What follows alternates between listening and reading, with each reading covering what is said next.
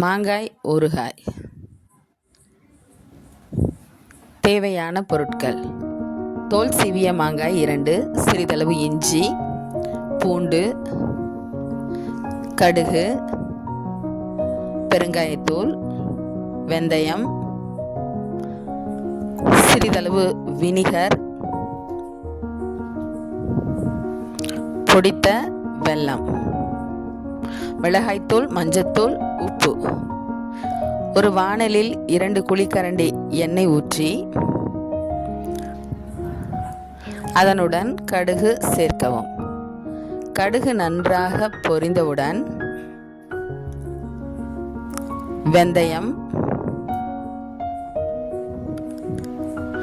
கருவேப்பிலை சேர்த்து நன்றாக தாளிக்கவும்.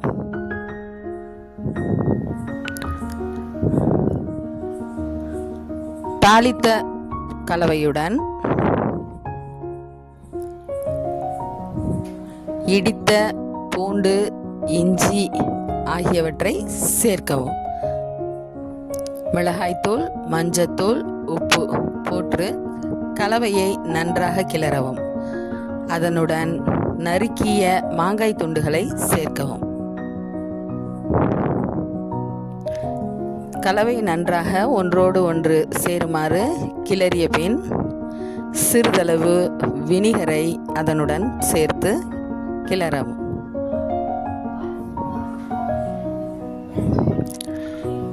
கிளறிய கலவையுடன் பொடித்த வெல்லத்தை சேர்க்கவும்.